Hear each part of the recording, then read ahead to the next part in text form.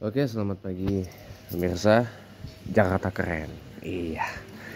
Senin tanggal 19 Mei 2025 ya. Kita akan 10 hari lagi memasuki bulan Zulhijjah yang diperkirakan ya kita akan memulai bulan Zulhijjah pada hari Kamis depan ya, tanggal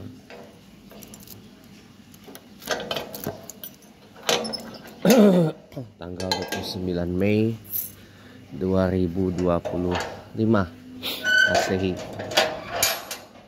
Itu bertepatan dengan insya Allah diperkirakan tanggal 1 Zulhijjah 1446 Hijriah. Nah, teman-teman semuanya, pagi ini kita bicara tentang solusi keren atasi kemacetan Jakarta yang udah akut ya. Kalau kemarin kan kita udah bicara solusi keren mengatasi masalah kenakalan anak dan remaja di Jakarta. Plus disinggung juga tentang solusi keren atasi pengangguran di Jakarta, yaitu dengan membuka job fair sebanyak-banyaknya, kemudian juga memberi ruang buat bergerak seleluasa mungkin bagi anak-anak dan generasi muda Jakarta untuk berkarya, berekspresi, menuangkan ide, gagasan dan pikirannya. Tapi sebenarnya rumah tangganya pun juga harus ditata juga sih.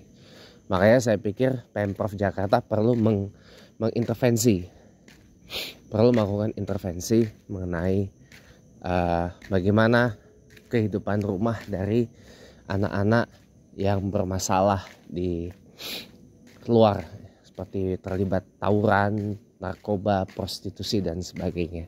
Itu. Kalau kita bicara kemacetan Jakarta ya, memang Jakarta ini hampir tiap hari macet. Nggak weekdays, nggak weekend, pasti macet ya. Karena pertumbuhan kendaraan yang tidak imbang dengan pertumbuhan jalan ya, dan populasi Jakarta ini makin bertambah. Apa solusinya? Satu-satunya solusi yang bisa dijalankan adalah integrasi angkutan umum. Tapi untuk menuju ke sana adalah membangun budaya masyarakat itu bertransportasi umum. Nah, saya kan sudah lihat tuh beberapa proyek TOD, Transit Oriented Development, yang salah satunya akan dikembangkan di X-Terminal Blok M. Itu usulan saya tuh. Blok M itu bisa loh jadi TOD. Karena di sana terintegrasi dengan MRT, terintegrasi dengan bus Transjakarta. Nah, satu hal yang perlu diperhatikan adalah perbaikan kualitas transportasi publik Jakarta. Oke lah, variasinya sudah banyak, tapi kualitasnya ditingkatin dong. Contoh, headway antar bus Transjakarta di jam sibuk kadang-kadang bisa lebih dari 15 menit. Karena lajunya kan dibatasi maksimal 50 km per jam. Kalau bisa diberlakukan kayak dulu, bus Transjakarta mau melaju di atas 50 km per jam nggak apa-apa. Apalagi kan ada rute-rute bus Transjakarta yang melewati jalan tol, ya kan? Jadi nggak apa-apa bus Transjakarta mau digeber di atas 50 km per jam, itu nggak apa-apa sebenarnya. Biar penumpang itu cepat sampai tujuan.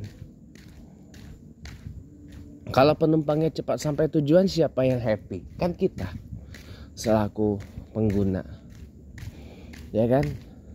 Itu yang pertama. Yang kedua ya, KRL ini memang domainnya pemerintah pusat sebenarnya. Domainnya pemerintah pusat.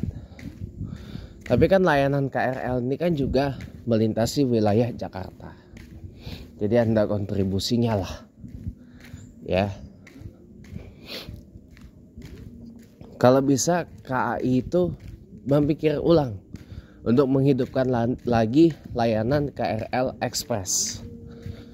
Jadi Dan ada layanan bus Transjakarta Express. Jadi gak apa-apa kalau misalkan perlu di charge lebih, gak apa-apa. Yang penting cepat sampai tujuan dengan layanan yang lebih baik. Kalau perlu sih benar disubsidi.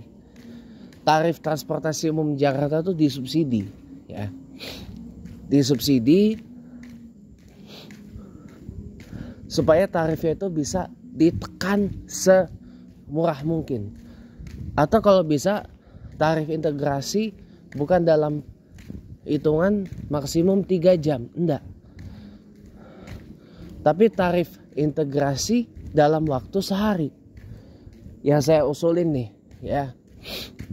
Semua moda transportasi kita bayar cukup 1.000 rupiah satu kali tap. Misalkan kita tap di bus Transjakarta, itu kena charge 1.000 rupiah.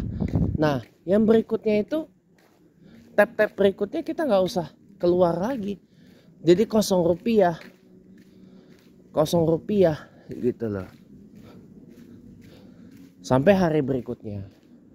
Kita tap di KRL kena 1.000 rupiah keesokan harinya. Nah, sampai kita balik ke rumah kita nggak usah bayar lagi. Kan itu lumayan menghemat transportasi dengan tarif integrasi 1.000 rupiah untuk semua moda transportasi gitu. Kan lumayan membantu. Itu. Nah, insya Allah dengan begitu itu akan menjadi gula yang menarik warga Jakarta yang tadinya berkendaraan pribadi menjadi berkendaraan umum. Di samping armadanya ditambah, lajunya dikencengin, ya kan? Lajunya dikencengin. Kemudian satu lagi berlakukan pembatasan kendaraan pribadi pakai ERP. Tarif berbayar elektronik, jalan berbayar elektronik di beberapa ruas yang sering macet. Itu bisa bantu. Tapi tarif ERP-nya jangan murah banget lah. 100 ke atas gitu. Itu malah enak. Oke. Contoh misalkan ERP di kawasan Sudirman Tamrin. Itu satu hari 200 atau 300 gak apa-apa dah gitu. Atau 500 lah maksimal. Ada orang berpikir ulang untuk bawa kendaraan pribadi ke ruas itu. Demikian, terima kasih, selamat pagi dan sampai bertemu lagi. Wassalamualaikum warahmatullahi wabarakatuh. Ini kok gelap banget ya.